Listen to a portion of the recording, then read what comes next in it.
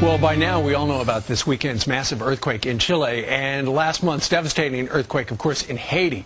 But there have been so many this year already. Take a look at all the earthquakes from the last 30 days. Look at those dots. They're everywhere, including, look at all of them in the United States. Is there something behind all this recent seismic activity, or are we just simply better at keeping track of these things? Well, let's ask somebody who knows all about it. Science expert and professor of physics, Michio Kaku. Good morning to you, Michio. Morning. All right, so people see the Haiti situation, they see what happened in Chile, and they say there must be a connection. And you say? Well, it's an illusion. You're not going to believe this, but every year on average, every year, we have a magnitude 8 or higher earthquake somewhere on the planet Earth. But they take place in forests, jungles, desert. There's no media there. There's no Fox News there.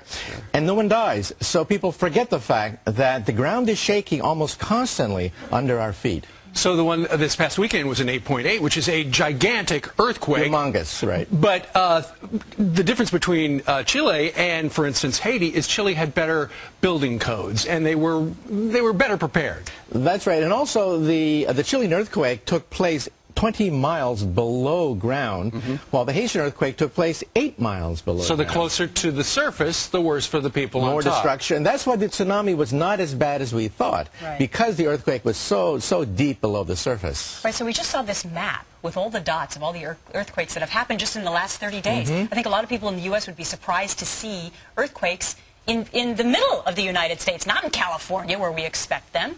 Is this just better reporting? It's better reporting because, for example, in 1812, we had this monster earthquake near Memphis, Tennessee. Really? The New Madrid Fault shook the whole area, but they were just basically farmland, cows, and so there was not this massive reporting of the 1812 earthquake. And then Alaska in the 60s was hit by 2 monster earthquakes. So the 60s, you could really say something was going on in the 60s with the Chilean earthquake in 1960, the great Alaskan earthquake of 1964. Interesting stuff. All right. Michio Kaku, we thank you very much for joining us today to tell us about that. Thank you. Very interesting. Well,